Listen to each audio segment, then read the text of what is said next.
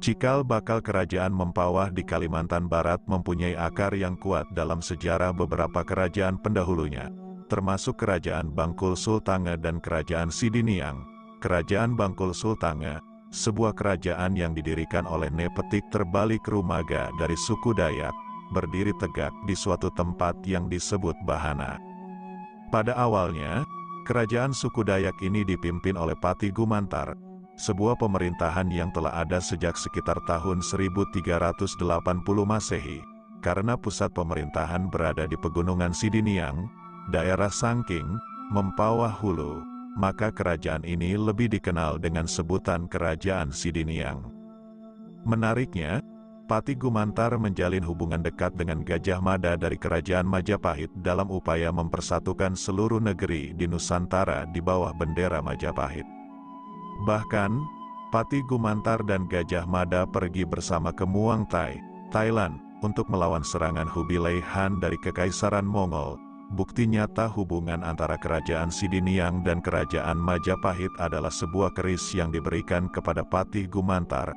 Keris ini masih disimpan di Hulu Mempawah dan oleh masyarakat setempat dijuluki keris Susuhunan.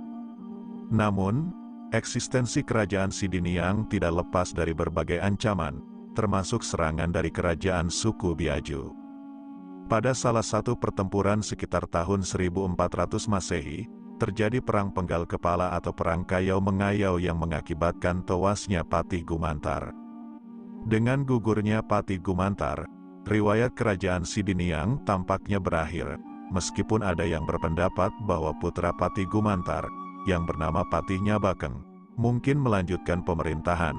Masa pemerintahan Patih Nyabakeng tidak berlangsung lama karena Kerajaan Sidiniang terlibat dalam perselisihan dengan Kerajaan Lara yang berpusat di Sungai Raya Negeri Sambas. Setelah kepemimpinan Patih Nyabakeng, riwayat Kerajaan Sidiniang pun kabur dari catatan sejarah.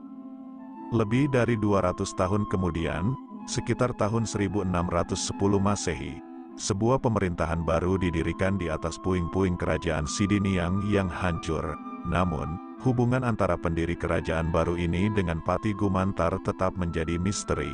Sumber-sumber sejarah hanya menyebutkan pemimpin kerajaan baru ini dengan nama Raja Kodong atau Raja Kudung. Raja Kudung kemudian memindahkan pusat pemerintahannya dari Sidiniang ke Pekana. Pada sekitar tahun 1680 Masehi, Raja Kudung meninggal dunia dan dimakamkan di Pekana. Penerus tahtanya adalah Panembahan Senggaok, yang juga dikenal dengan nama Senggauk atau Sengkuuk, yang memerintah sejak tahun 1680 Masehi. Nama Panembahan, Senggaok, digunakan setelah pusat pemerintahan dipindahkan dari Pekana ke Senggaok, sebuah daerah di hulu Sungai Mempawah. Panembahan Senggaok kemudian menikahi Putri Cermin, putri Raja Kohar dari Kerajaan Batu Rizal Indragiri di Sumatera. Mereka memiliki seorang putri bernama Utin Indrawati. Putri Utin Indrawati kemudian dinikahkan dengan Sultan Muhammad Zainuddin dari Kerajaan Tanjung Pura. Dari perkawinan ini, mereka memiliki seorang anak bernama Putri Kesumba. Putri Kesumba adalah yang kemudian menikahi Opu Daeng Menambun, yang menjadi pelopor pengaruh Islam di Mempawah. Cerita tentang Opu Daeng Menambun berasal dari Kesultanan Luwu Bugis di Sulawesi Selatan, membuka jendela sejarah migrasi orang-orang Bugis pada abad ke-17.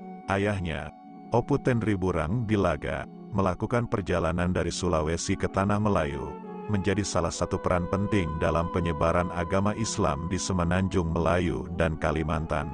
Opu Tenriburang Dilaga adalah putra dari Opu Lamadusilat, Raja Bugis pertama yang memeluk Islam.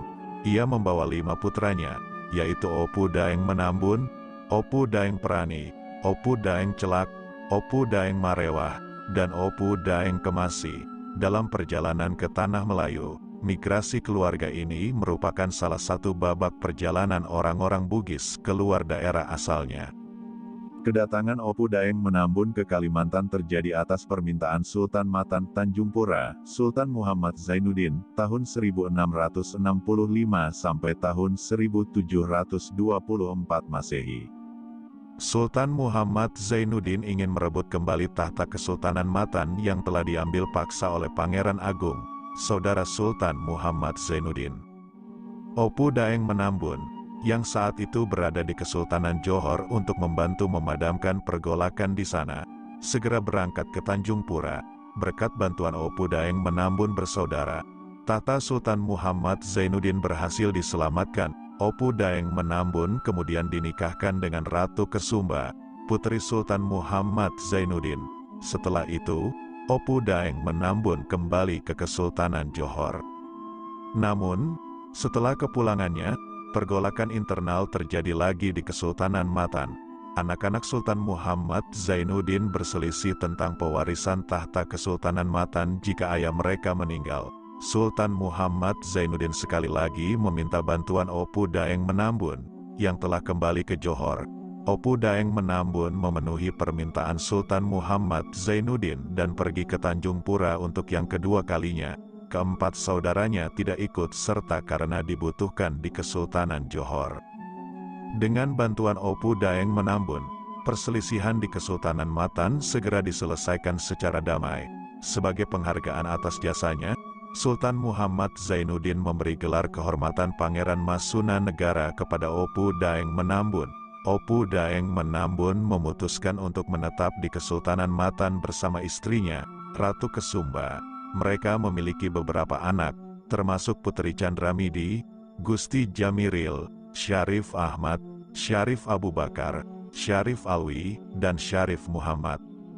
Setelah wafatnya Sultan Muhammad Zainuddin pada tahun 1724 Masehi, Gusti Kesuma Bandan yang bergelar Sultan Muhammad Muazzuddin menjadi penguasa Kesultanan Matan. Di Mempawah, Panembahan Senggaok meninggal pada tahun 1737 Masehi. Karena Panembahan Senggaok tidak memiliki putra, tahta Mempawah diberikan kepada Sultan Muhammad Muazzuddin, cucu Panembahan Senggaok dari Putri Utin Indrawati yang menikah dengan Sultan Muhammad Zainuddin.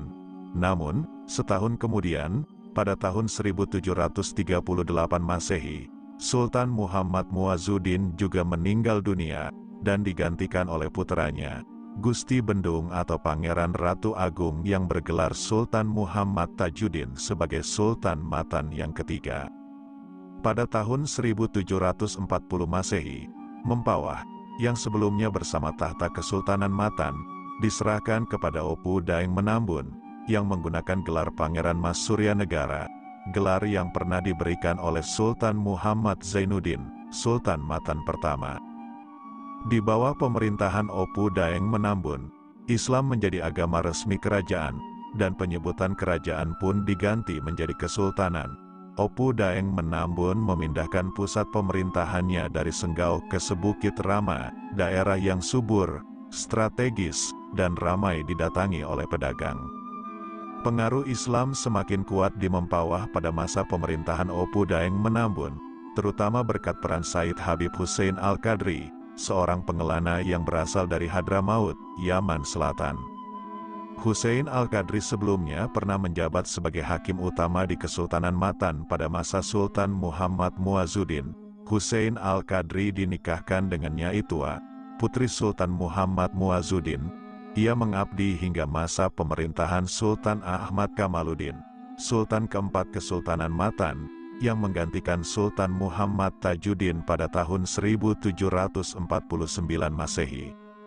Namun, pada tahun 1755 Masehi, Hussein Al-Qadri berselisih paham dengan Sultan Ahmad Kamaluddin tentang penerapan hukuman mati. Melihat kondisi ini, Opu Daeng Menambun menawari Hussein Al-Qadri untuk tinggal di Mempawah. Tawaran itu diterima dengan baik, dan Hussein Al-Qadri pindah ke istana Opu Daeng Menambun. Ia diangkat sebagai patih dan imam besar Mempawah. Selain itu, Hussein Al-Qadri diizinkan mendirikan pusat pengajaran agama Islam di Kuala Mempawah, Galah Herang, untuk mempererat hubungan. Diadakan pernikahan antara anak laki-laki Hussein Al-Qadri, Syarif Abdurrahman Al-Qadri, dengan Putri Chandramidi, putri Opu Daeng Menambun. Pada tahun 1761 Masehi, Opu Daeng Menambun wafat dan dimakamkan di Sebukit Rama. Putra Opu Daeng Menambun, Gusti Jamiril yang bergelar Panembahan Adiwijaya Kusumajaya, menjadi penguasa Kesultanan Mempawah selanjutnya. Di bawah kepemimpinan Panembahan Adiwijaya, wilayah kekuasaan Kesultanan Mempawah semakin meluas dan dikenal sebagai bandar perdagangan yang ramai.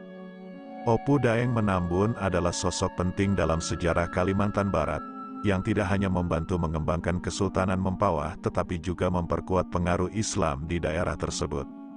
Ia merupakan tokoh yang bijak dan berperan besar dalam mengamankan tahta Sultan Muhammad Zainuddin, serta memainkan peran penting dalam penyelesaian perselisihan di Kesultanan Matan. Peninggalannya, terutama dalam penyebaran agama Islam dan pembentukan Kesultanan Mempawah, tetap menjadi bagian penting dari sejarah Kalimantan Barat hingga saat ini.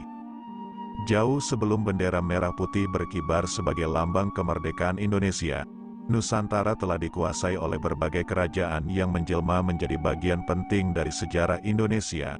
Salah satu kerajaan terbesar di Nusantara adalah Kerajaan Majapahit, yang berpusat di Pulau Jawa dan memiliki pengaruh yang mencapai seluruh penjuru. Dalam kerajaan ini, ada sosok yang sangat berpengaruh, yaitu Gajah Mada, seorang panglima perang atau patih pada masa pemerintahan Raja Hayam Wuruk. Pada zamannya, Majapahit berhasil mencapai puncak kekuasaan yang membuatnya dikenal sebagai kerajaan yang sangat kuat dan ditakuti. Gajah Mada, dengan tekad kuatnya, terkenal dengan Sumpah Palapa, yaitu sumpah untuk menyatukan seluruh Nusantara di bawah Panji Majapahit. Namun, ada satu kejadian yang menarik, yakni ketika Gajah Mada berhadapan dengan pasukan Pati Gumantar, dia justru merasa tak berdaya. Siapakah sebenarnya Pati Gumantar? Sosok Raja Dayak yang mampu membuat Gajah Mada merasa gemetar. Pati Gumantar adalah pemimpin kerajaan Bahanapura atau Bungkul Rajak, yang pertama kali berdiri di hulu Sungai Sekayu. Nama Bahanapura dalam bahasa Sanskerta memiliki arti negeri yang terkenal atau negeri yang terdengar nyaring, sementara sebutan Bungkul Rajak mulai digunakan setelah serangan dari Majapahit sekitar tahun 1340 Masehi. Pati Gumantar sendiri merupakan anak dari Raja Pati Ramaga dan Santik Tarik, yang memiliki nama asli Arya Magat. Nama Magat, yang artinya memberanikan diri atau pemberani, diberikan kepadanya sejak lahir sebagai doa agar ia tumbuh menjadi sosok yang disegani dimanapun ia berada. Ketika dewasa, Pati Gumantar menikahi Dara Jampe, putri dari Raja Sadong atau Pati Ria Bansa. Dari pernikahan ini, mereka dikaruniai 3 orang anak, yaitu Arya Nyabakeng, Arya Panyaheng, dan Dara Itam. Prestasi Pati Gumantar dalam memperoleh kedudukan sebagai raja tidak datang begitu saja. Setelah sang ayah meninggal dunia, Pati Gumantar mengambil alih tahta. Pada suatu masa, Pati Gumantar menerima kunjungan tak terduga dari Gajah Mada dan pasukannya sekitar tahun-tahun 1340 sampai tahun 1360. Kerajaan Bahanapura menganggap kedatangan Gajah Mada sebagai ancaman dan segera mengerahkan pasukan manusia asli dan juga pasukan gaib untuk menyerang. Kekuatan pasukan Pati Gumantar yang tak tertandingi membuat pasukan Gajah Mada merasa gemetar. Namun, setelah mengetahui bahwa Gajah Mada datang mencari sekutu, Pati Gumantar akhirnya mengizinkan pertemuan. Melalui diskusi yang panjang, Gajah Mada dan Pati Gumantar akhirnya sepakat untuk bersekutu melawan potensi serangan pasukan Mongol. Pada tahun 1787, ketika pemerintahan Panembahan Adiwijaya sedang berada pada puncak perkembangannya, Belanda melakukan pendaratan di Mempawah. Namun, Panembahan Adiwijaya dan kedua anaknya, Gusti Mas dan Gusti Jati, dengan tekad yang kuat, menolak kehadiran penjajah tersebut dan berusaha keras untuk mengusir Belanda. Pertempuran sengit berlangsung, dan konflik berlanjut hingga tahun 1790. Ketika Panembahan Adiwijaya meninggal dunia, setelah kematian pemimpin mereka, Belanda memanfaatkan kesempatan tersebut untuk melakukan intervensi dalam kerajaan Mempawah. Dalam periode kekosongan kekuasaan ini, Belanda mencalonkan Syarif Hussein dari Pontianak sebagai penguasa Mempawah. Namun, keputusan ini memicu kemarahan hebat di kalangan penduduk setempat. yang akhirnya mengakibatkan Gusti Jati berhasil merebut tahta sebagai Raja Mempawah dengan gelar Sultan Muhammad Zainal Abidin. Di bawah pemerintahan Sultan Muhammad Zainal Abidin, Mempawah berkembang menjadi pusat perdagangan di wilayah Kalimantan Barat. Namun, campur tangan Belanda dalam urusan internal kerajaan tidak berhenti sampai di situ. Ketika Gusti Jati mundur dari kekuasaan, Belanda mulai memengaruhi setiap proses penobatan raja baru, sehingga setiap pengangkatan raja harus mendapat persetujuan dari Belanda. Pada tahun 1942, setelah Belanda menyerah kepada Jepang, Kalimantan Barat jatuh ke tangan pendudukan Jepang yang dikenal dengan pemerintahan otoriter. Bahkan pada tahun 1944, Panembahan Taufik, yang menjadi Raja Mempawah, ditawan oleh Jepang hingga akhir hayatnya. Jepang kemudian menunjuk Gusti Mustaan, wakil Panembahan Kesultanan Mempawah, sebagai pengganti Panembahan Taufik karena putra mahkota belum cukup dewasa untuk memerintah. Setelah putra mahkota dewasa, ia lebih memilih fokus pada pendidikannya daripada menjadi Sultan Mempawah. Dengan berakhirnya Perang Dunia II dan kekalahan Jepang, Indonesia memproklamirkan kemerdekaannya pada tahun 1945. Setelah kemerdekaan, terjadi perombakan dalam sistem pemerintahan, dan Mempawah berubah status menjadi daerah kabupaten di Provinsi Kalimantan Barat. Kisah Mempawah adalah salah satu contoh perjuangan dan transisi kekuasaan yang unik di tengah gelombang penjajahan, perebutan kekuasaan, dan dinamika politik pada masa lalu Indonesia. Sejarah ini mengingatkan kita akan kompleksitas perjalanan menuju kemerdekaan dan pembentukan negara yang kita kenal saat ini.